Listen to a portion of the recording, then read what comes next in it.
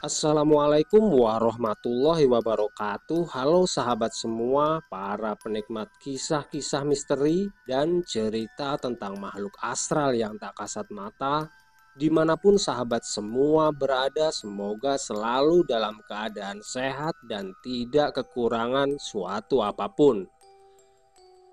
Jumpa lagi bersama saya Untung Prasetyo, yang pada kesempatan kali ini saya akan menceritakan sebuah kisah yang berdasarkan dari kisah nyata tentang seseorang yang memiliki ilmu kesaktian tingkat tinggi.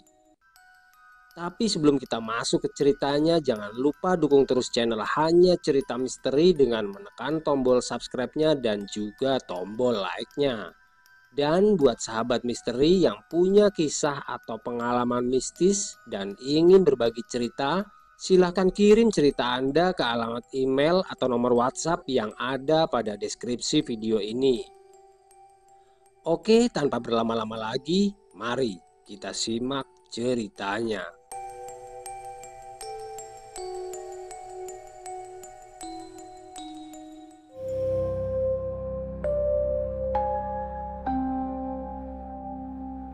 Dalam dunia ilmu kanuragan atau ilmu kebatinan, ada sebuah ajian yang sangat langka dan hampir terlupakan.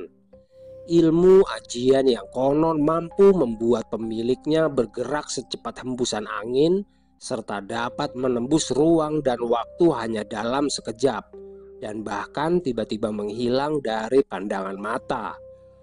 Ajian ini bukan sekedar teknik untuk mempercepat langkah atau melompat jauh, tapi ilmu ajian ini dipercaya mampu menyatu dengan udara dan membuat tubuh seakan tidak tampak atau menghilang tanpa jejak. Orang-orang menyebut ilmu ini dengan ajian Saipi Angin. Jakarta sekitaran tahun 1996.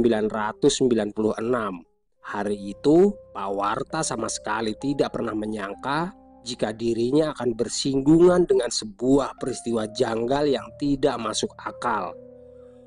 Sore itu langit terlihat muram, awan kelabu menggantung rendah menutup cahaya matahari yang biasanya masih mengintip di ufuk barat. Udara pun terasa lembab, seolah pertanda hujan akan turun. Namun, angin yang berhembus justru terasa dingin menusuk. Hal aneh yang pertama kali dirasakan oleh Pak Warta dan istrinya adalah sore menjelang maghrib, suasana di dalam rumah kontrakannya tiba-tiba terasa sangat hening. Suara keramaian yang masih terdengar di depan rumah perlahan-lahan menghilang dan berganti dengan kesunyian. Seakan-akan dunia kecil di sekitar rumah itu mendadak lenyap begitu saja. Namun walaupun begitu, Pak Karta masih bersikap biasa saja. Dia tidak pernah berpikir akan hal-hal yang berbau mistis dan menganggap kejadian itu hanya kebetulan semata. Lantai semen rumah kontrakannya terasa lebih dingin dari biasanya, dingin yang menjalar sampai ke tulang kakinya.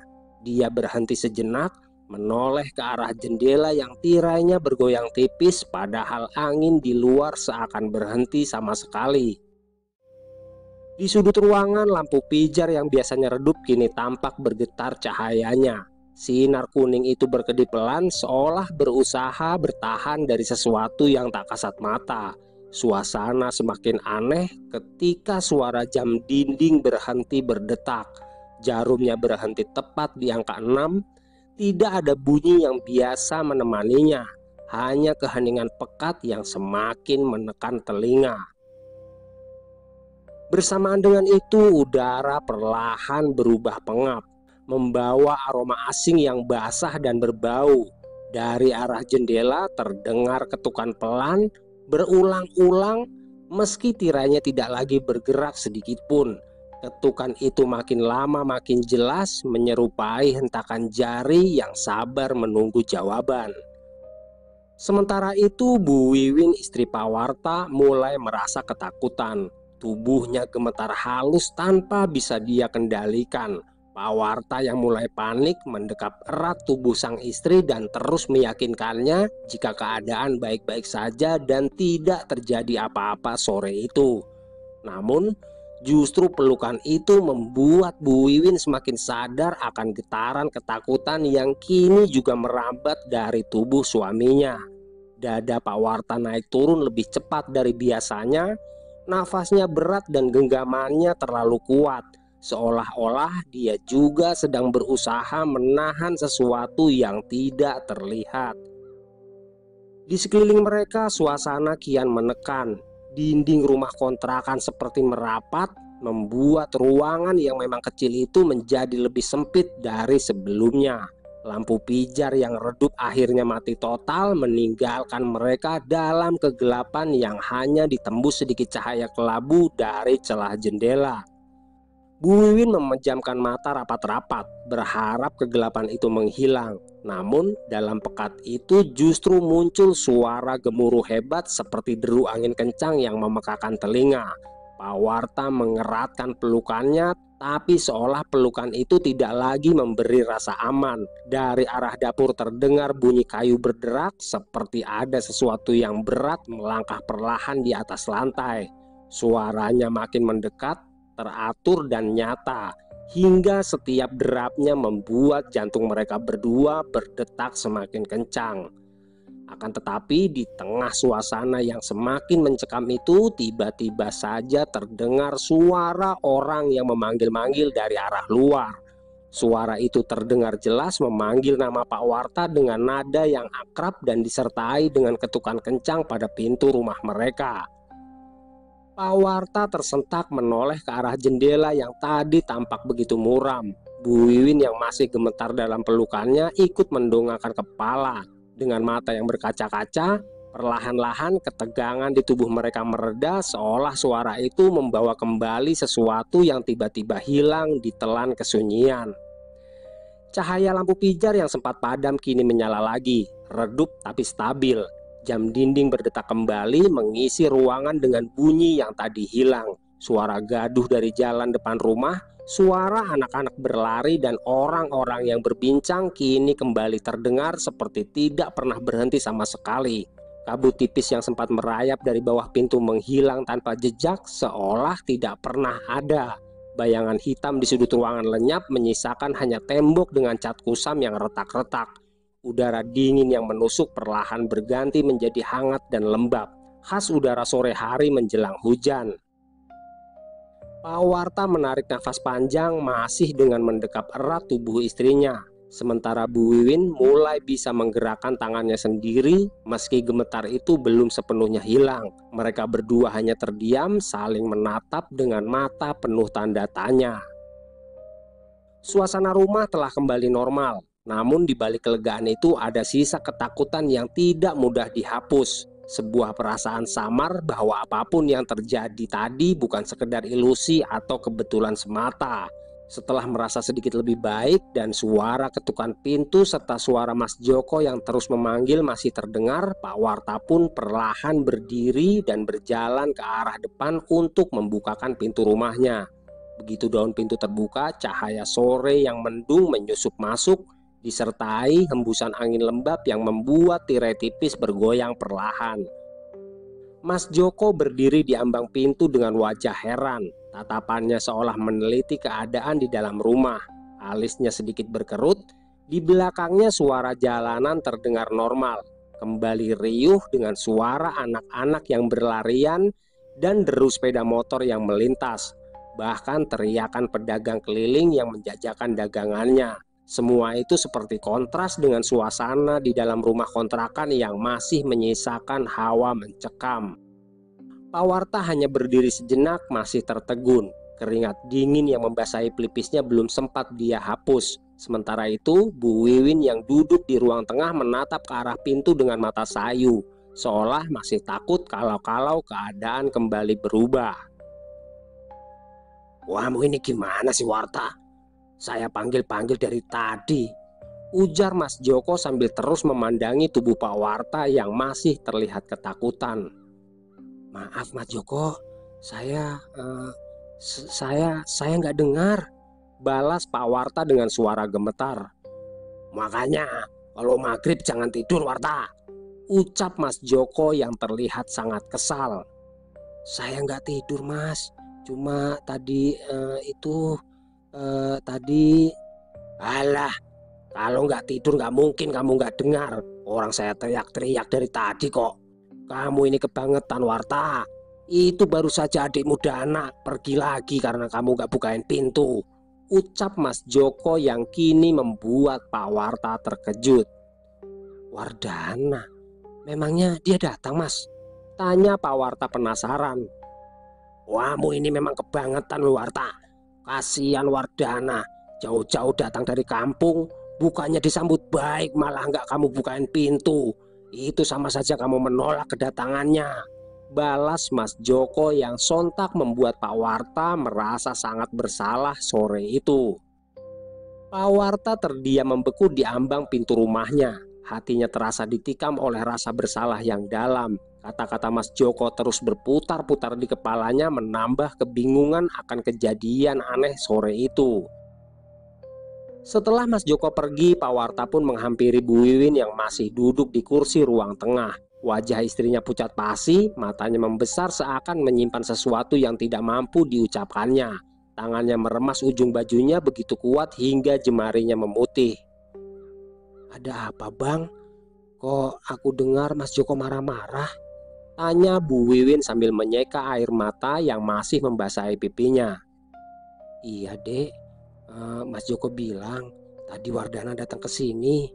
Balas Pak Warta yang membuat Bu Wiwin terkejut mendengarnya. Kok bisa pas begitu ya, Bang?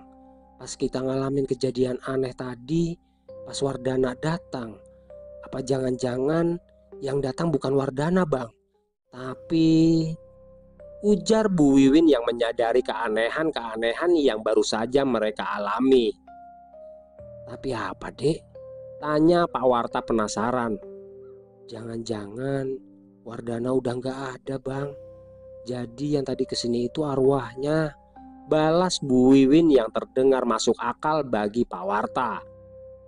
Darah Pak Warta seketika berdesir, dingin menjalar dari tengkuk hingga ke ujung jari. Kata-kata Bu Wiwin bergaung di dalam kepalanya, menambah beban rasa bersalah yang sudah menusuk hatinya. Ruang tengah yang baru saja sedikit tenang kembali dipenuhi aura muram. Hening mendadak menyelimuti dan detak jam dinding yang berdetak pelan terdengar lebih keras dari biasanya, seakan menghitung waktu dengan irama yang menakutkan. Pak Warta duduk di samping istrinya, namun tubuhnya masih gemetar. Pandangannya kosong menatap lurus ke arah pintu depan yang tadi dibuka.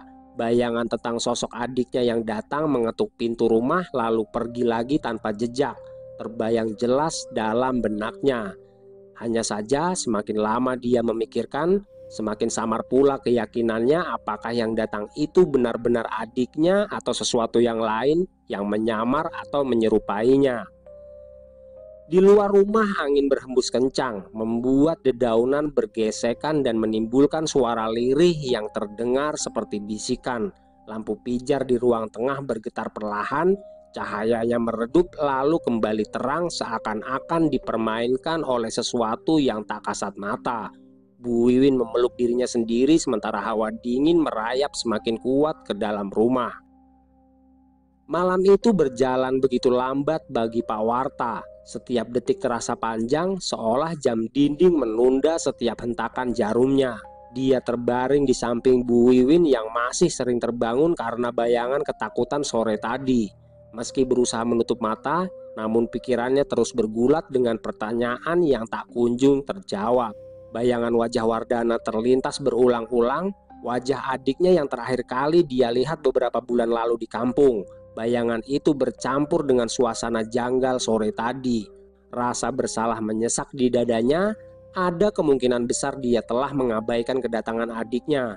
Namun, ada juga bisikan halus di dalam hatinya yang mengatakan bahwa sosok itu bukanlah Wardana. Keesokan harinya dengan langkah berat, Pak Warta keluar dari dalam rumah kontrakannya.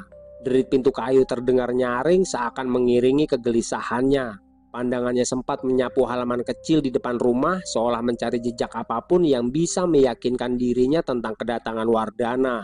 Namun, yang terlihat hanyalah tanah becek dan sisa dedaunan yang terbawa angin malam. Setelah Bu Wiwin juga ikut keluar dari dalam rumah, keduanya pun langsung berjalan ke arah samping rumahnya untuk menemui Mas Joko yang sudah lama menjadi teman baik sekaligus tetangga terdekat Pak Warta. Mereka berdiri sejenak di depan pintu rumah Mas Joko seolah ragu ketika akan mengetuk pintu rumah tetangganya itu.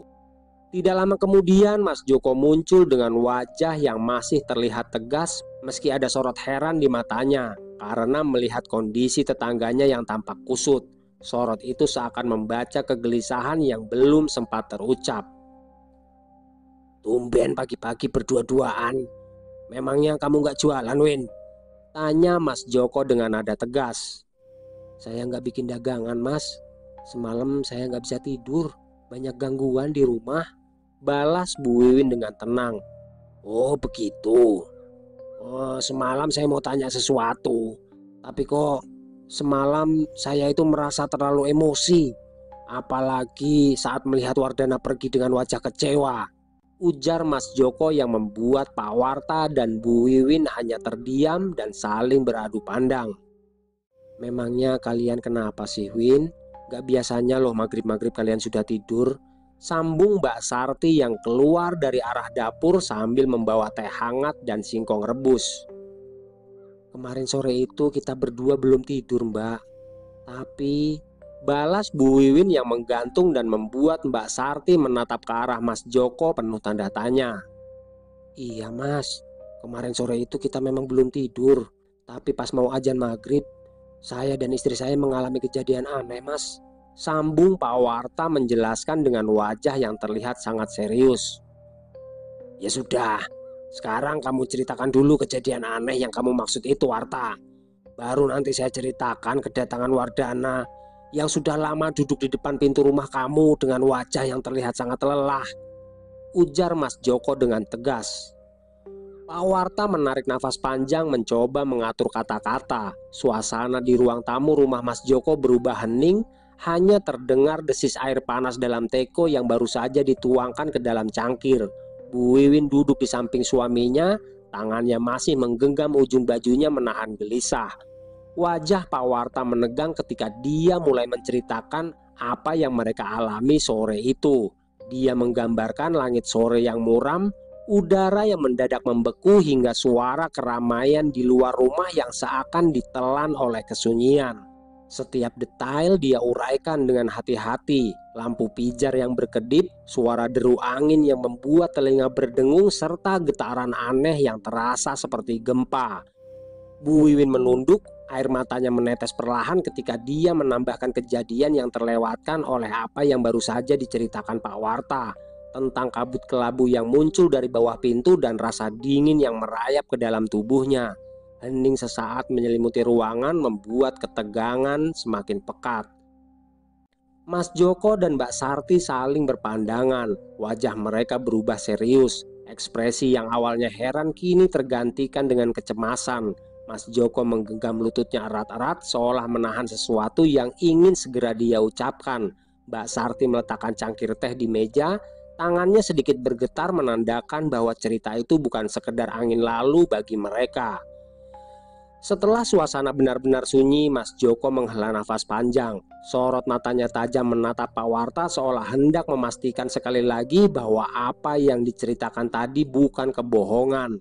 Dia kemudian memalingkan pandangan ke arah istrinya sebelum akhirnya menggeser tubuhnya sedikit ke depan. Saat itulah dia mulai menjelaskan tentang kedatangan Wardana, bagaimana adik Pak Warta itu datang menjelang maghrib, duduk lama di depan pintu rumah kontrakan dengan wajah lelah dan pandangan kosong, seperti menunggu sesuatu dengan sabar.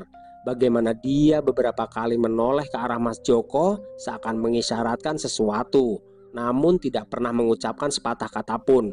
Dan yang paling aneh menurut pengakuan Mas Joko, sosok Wardana itu tidak pernah benar-benar beranjak pergi lewat jalan yang biasa, melainkan menghilang begitu saja saat langit semakin gelap.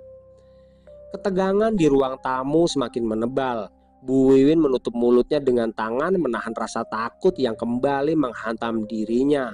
Pak Warta terdiam, wajahnya semakin pucat dan matanya kosong menatap ke arah lantai seakan mencari jawaban. Namun dari sorot mata Mas Joko terlihat jelas bahwa kebenaran yang dia sampaikan berikutnya mungkin lebih mengerikan daripada semua yang telah mereka alami malam tadi. Memang agak aneh, Warta. Adikmu itu tidak bersikap seperti biasanya. Dan kemarin itu tatapan matanya terlihat kosong, ujar Mas Joko menjelaskan. Menurut saya, sebaiknya kalian pulang dulu ke kampung agar semua jelas. Dan semoga saja Wardana dalam keadaan sehat, imbuh Mas Joko dengan bijak. Iya Mas, kami berdua juga berpikir seperti itu. Karena sepertinya yang kemarin sore datang itu bukan Wardana, balas Pak Warta yang membuat keadaan menjadi hening. Suasana ruang tamu mendadak terasa lebih berat setelah kalimat terakhir Pak Warta terucap. Mbak Sarti menatap tajam ke arah suaminya seolah ingin memastikan kembali bahwa apa yang mereka saksikan sore kemarin benar-benar nyata, dan yang datang ke rumah Pak Warta adalah sosok Wardana. Sementara itu, Bu Wiwin duduk kaku, kedua tangannya menggenggam erat ujung baju hingga jarinya memutih.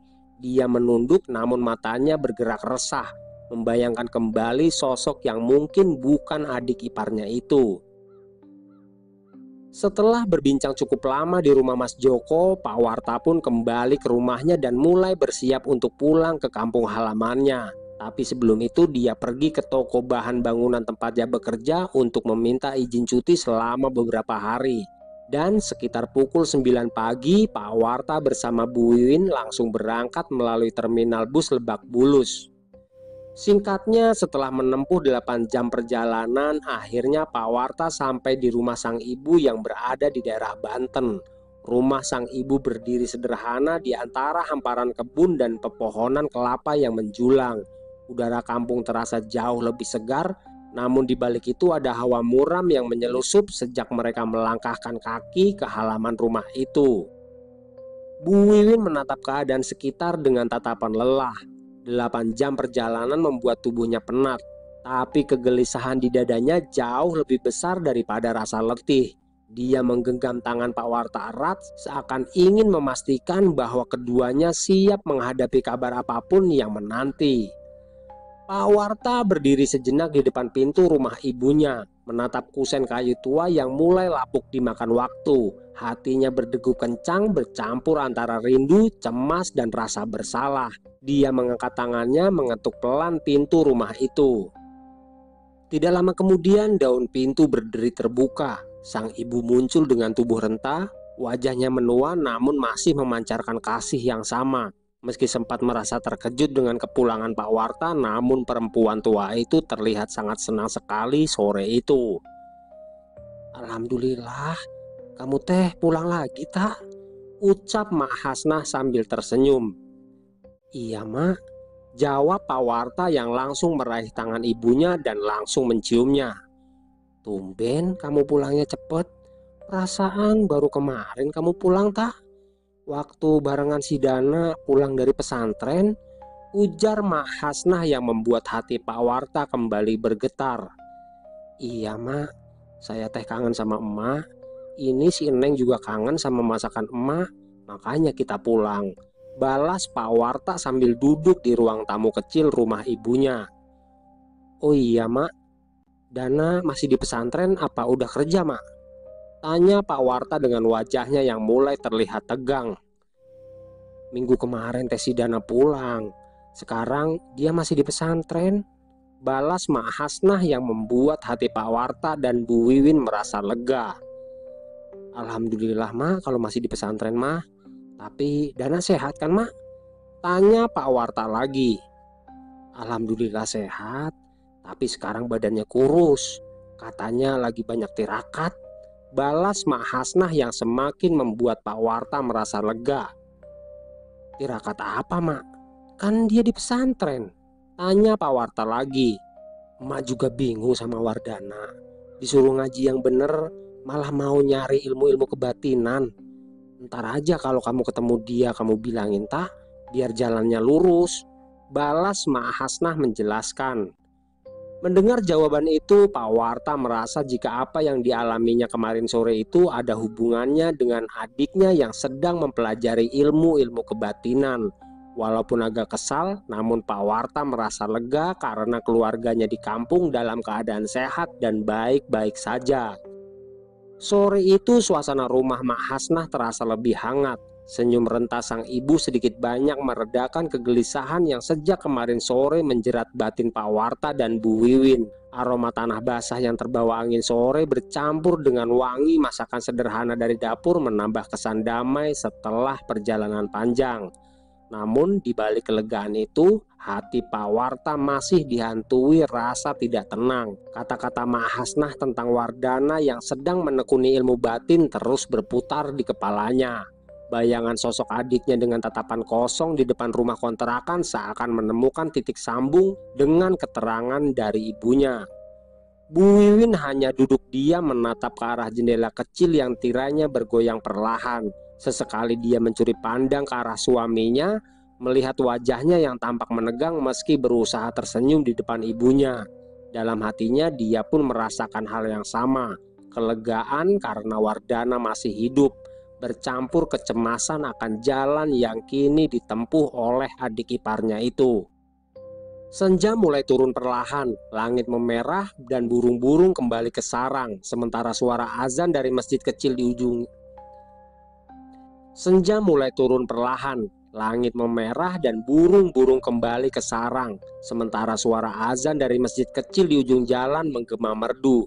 Di sela suara itu pikiran Pak Warta terus berputar, berusaha mengaitkan setiap keanehan yang terjadi. Dia sadar kepulangannya ke kampung bukanlah sekedar melepas rindu, melainkan untuk mencari sebuah jawaban.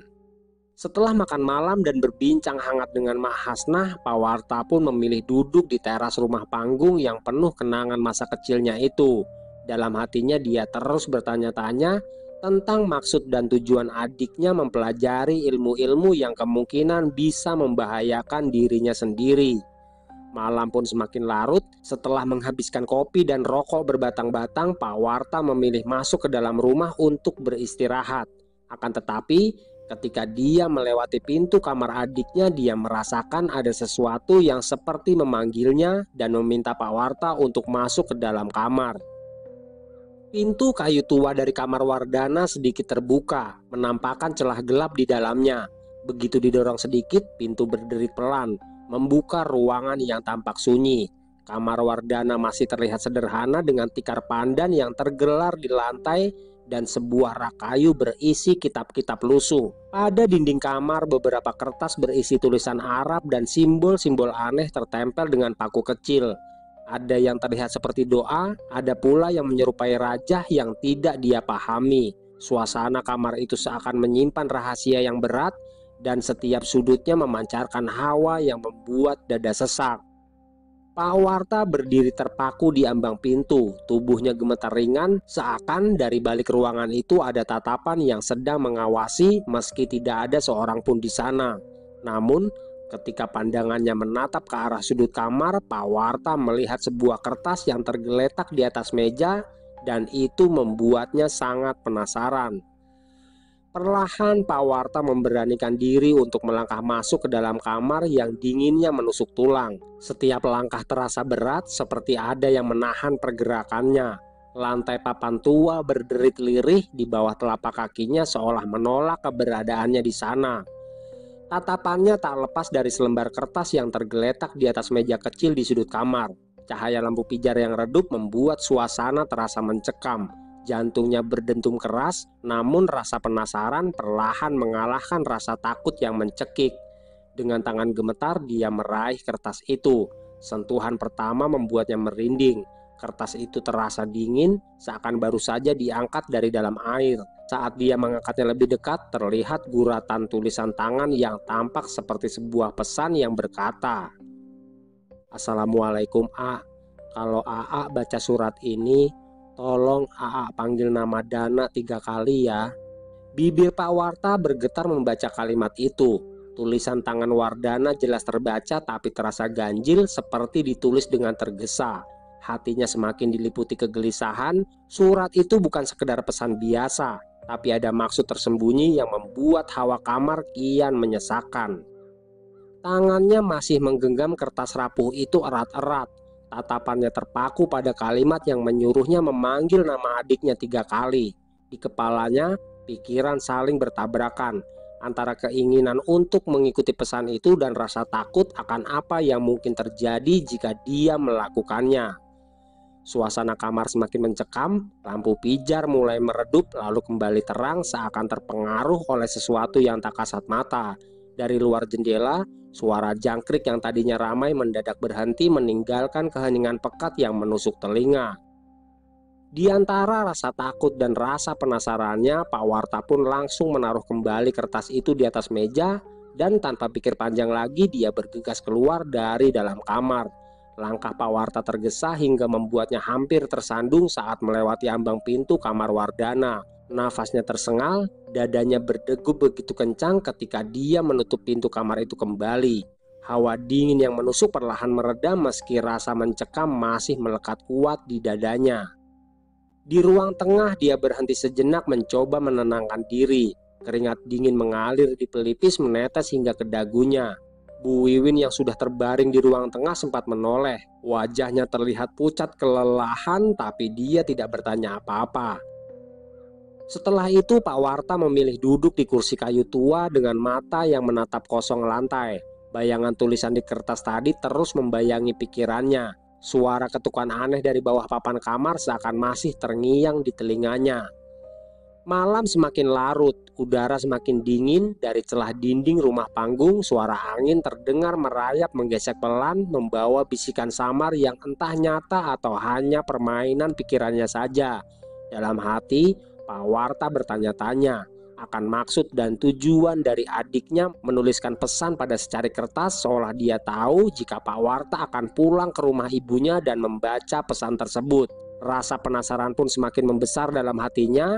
Pak Warta mulai menimbang-nimbang resiko yang akan didapatinya jika dia melakukan apa yang disampaikan adiknya melalui pesan tersebut. Setelah berulang kali menarik nafas panjang, dia pun berdiri. Kakinya melangkah pelan ke kamar Wardana. Suasana kamar itu terasa lebih pekat dibanding bagian rumah lainnya, seakan hawa asing terdiam di dalamnya. Dengan tangan gemetar dia membuka pintu dan menatap meja tempat kertas itu diletakkannya. Lidahnya kaku namun perlahan dia memaksakan untuk bersuara. "Wardana." Suaranya lirih namun cukup untuk membuat bulu kuduknya meremang. Dia menelan ludah lalu memanggilnya lagi. "Wardana." Kali ini suara kamar terasa makin dingin, menekan dadanya hingga dia sulit bernafas. Di sudut mata dia seolah melihat bayangan bergerak cepat namun hilang dalam sekejap. Dengan sisa keberaniannya dia memanggil untuk yang ketiga kalinya. "Wardana." Begitu kata itu terucap, hawa di dalam kamar mendadak berubah. Lampu redup di langit-langit bergoyang, cahaya kuningnya bergetar tidak menentu. Pak Warta berdiri kaku, tubuhnya tidak bisa digerakkan. Jantungnya berpacu liar dan dia tahu jika sebentar lagi dia akan kembali mengalami sebuah kejadian aneh yang sangat menakutkan. Akan tetapi apa yang dipikirkannya itu tidak terjadi. Setelah beberapa saat, keadaan kembali normal. Suara jangkrik kembali terdengar dan udara terasa tidak lagi menusuk. Pak Warta masih berdiri kaku di ambang kamar, hatinya masih diliputi rasa was-was. Namun bersamaan dengan itu tumbuh rasa lega. Dia menutup kembali pintu kamar Wardana dengan perlahan seakan takut membangunkan sesuatu yang sebenarnya tidak ada. Lalu setelah itu dia melangkah ke ruang tengah menatap Bu Wiwin yang masih terlelap di atas tikar. Setelah keadaan kembali tenang, Mak Hasnah tiba-tiba keluar dari dalam kamarnya. Dia berjalan ke arah Pak Warta dengan wajah yang terlihat menahan rasa kantuk.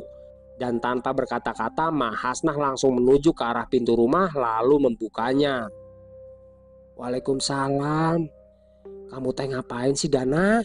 Malam-malam begini pulang, kayak nggak ada hari besok aja," ujar Mak Hasnah yang membuat Pak Warta terkejut mendengarnya.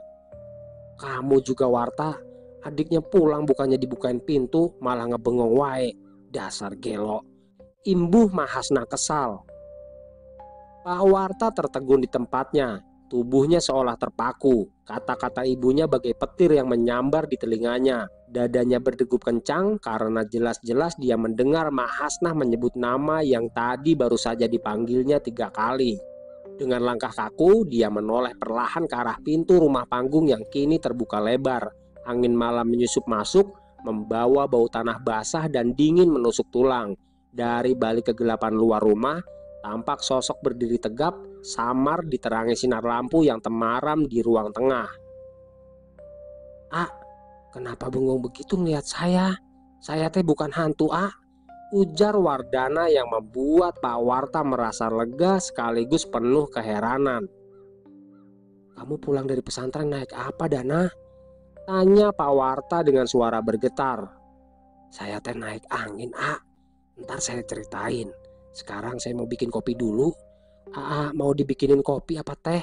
ucap Wardana sambil berjalan ke dalam rumahnya tanpa merasa ada sesuatu yang aneh.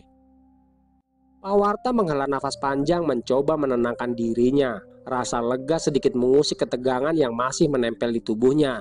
Dia menatap adiknya yang berjalan santai ke dapur seakan-akan tidak ada kejadian aneh sebelumnya. "Kata emak, kamu belajar ilmu kebatinan, nak?" tanya Pak Warta yang kini duduk di samping adiknya di teras rumah mereka. "Iya, alhamdulillah. Sekarang saya sudah menguasai ilmu yang sangat jarang dimiliki oleh orang, balas Wardana sambil tersenyum lalu menyeruput kopi hitam buatannya. "Jadi, kamu benar-benar bisa menghilang dan muncul di tempat yang kamu mau, nak?" tanya Pak Warta dengan wajah herannya. "Ya, kurang lebih begitu, Saya teh mau nyari bapak. Jadi biar cepat sampai di tempat yang mau saya tuju, saya belajar ilmu ajian saipi angin, balas Wardana menjelaskan. "Astagfirullahalazim. Jadi kemarin sore itu yang datang ke kontrakan benar-benar kamu, nak?" tanya Pak Warta lagi dengan nada yang sedikit lebih keras. "Shh, jangan kenceng-kenceng atuh, balas Wardana sambil tersenyum. "Iya, kemarin saya memang ke kontrakan. Niatnya mau nyoba ilmu. Malah kemunculan saya dilihat sama Mas Joko," imbuh Wardana menjelaskan. Pak Warta menunduk sejenak mencoba mencerna semua yang baru saja dijelaskan Wardana. Rasa campur aduk muncul antara takjub, takut dan juga lega. Dia merasa lega karena adiknya benar-benar masih hidup, namun takjub sekaligus was-was dengan kemampuan yang dimiliki Wardana. Pak Warta menyadari bahwa ilmu yang dikuasai Wardana bukan sekedar main-main. Ada tanggung jawab besar dan resiko yang menyertainya. Dia merasa lega karena kini bisa melihat adiknya dengan mata kepalanya sendiri, namun hatinya juga tetap waspada. Wardana dengan senyumnya yang tenang menyeruput kopi hingga habis. Dia tampak percaya diri namun tetap rendah hati seakan memahami batas kekuatannya. Malam itu mereka duduk bersama di teras rumah panggung itu, membiarkan suara alam dan hembusan angin menjadi saksi atas rahasia kecil yang baru saja terbuka. Pak Warta menatap adiknya dalam-dalam, mencoba menerima kenyataan bahwa Wardana kini bukan lagi anak kecil yang biasa dia kenal. Ada sesuatu yang berbeda, sebuah kemampuan yang luar biasa, namun juga syarat misteri dan tanggung jawab. Malam itu menjadi saksi bisu awal dari babak baru dalam hidup mereka yang penuh keajaiban sekaligus ketegangan. Singkatnya, setelah berbagai pengalaman dan perjalanan panjang, akhirnya Wardana dapat bertemu dengan ayahnya. Pertemuan itu bukan hanya menyatukan kembali keluarga yang sempat terpisah, tapi juga memberi mereka pemahaman baru tentang arti keluarga, tanggung jawab, dan kekuatan yang dimiliki Wardana. Pak Warta banyak menceritakan bagaimana adiknya mampu menavigasi dunia yang sebelumnya tampak mustahil, menggunakan ilmu-ilmu kebatinan dengan bijak dan hati-hati. Wardana tidak hanya berhasil menemukan ayahnya, tapi juga belajar mengendalikan kemampuan yang dimilikinya. Memahami kekuatan besar datang bersama tanggung jawab yang besar pula.